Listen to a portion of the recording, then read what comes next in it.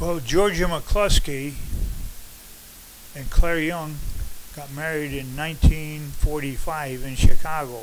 And Mrs. McCluskey, Georgia's mother, she asked us if we would keep an eye on Georgia, so we were supposed to be chaperones for Georgia.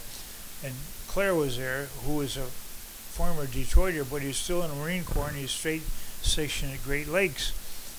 And little knowns to me was that while they were there, him and Georgia got married. Like with so many of the guys, some of their most productive years were war years.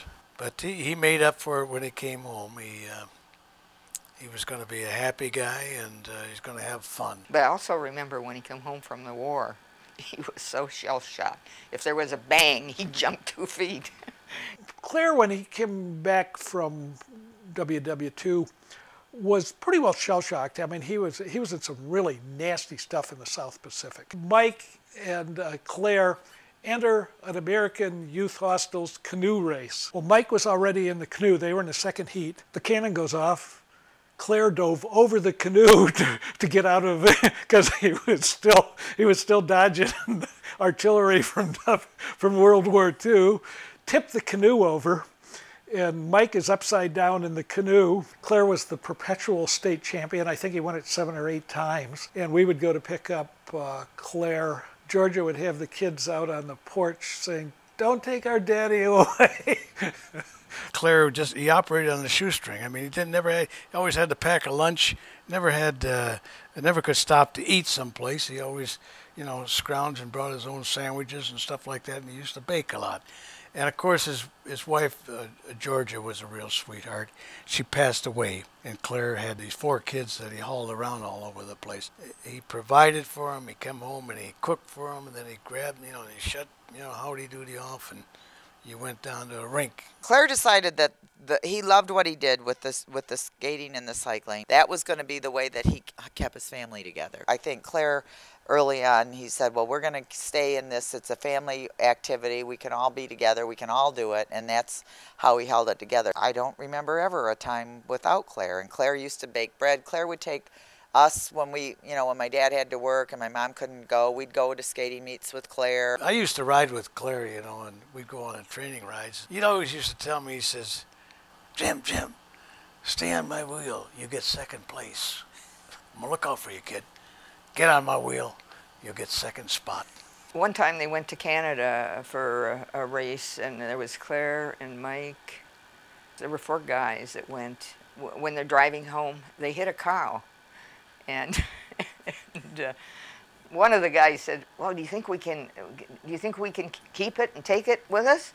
And Clair says, I don't think you get it past customs.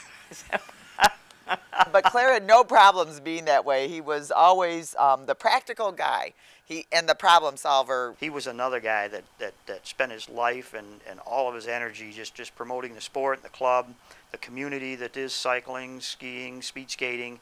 And it's just another remarkable individual. Clair kind of pulled me over. He said, "Hey Ray, come over here into my RV. Dabowski, you know what your problem is? You just don't know how to suffer." When I was first starting, Clair would come out to the track and somebody would go, "You know who that is? That's Clair Young." And I can still remember being up on the rail. And he looks right at me and goes, "You stay on a wheel. You stay on a wheel." They gave him a award for the most, contributed the most to cycling. Went up and made a speech. These guys that won gold medals and made the Olympic team, you know who they beat? They beat me. I'm the guy they beat. You'll never hear about me. Just those guys. I had called him last year sometime and said, my niece is involved with these honor flights that go to Washington. And I said, Clair, you should go on one of those. I said, you were in the thick of things over there. If anybody deserved to go, it was you. And I don't want to do that, But about 6 months later, he decided to go, and he just felt so great that everybody was so good to him. And, they treated him like kings on that, in Washington and on the flight. So he was happy that he'd gone. But he had to really be talked into it.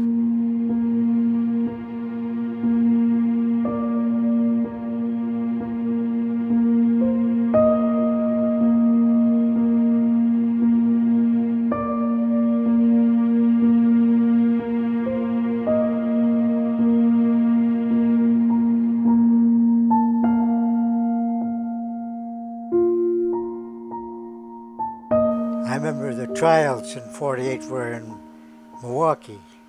And I was scheduled to win that race, but I went too soon. And at the finish,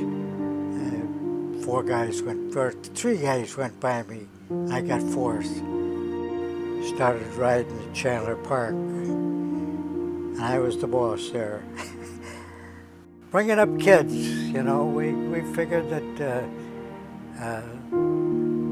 you'd give them a good background and guide them as far as the sport was concerned. I've told them when they were young, you know, hey, you gotta work, you gotta train, you gotta work hard. It hurts. Put it this way, I made a lot of cakes. Somebody else put the frosting on them.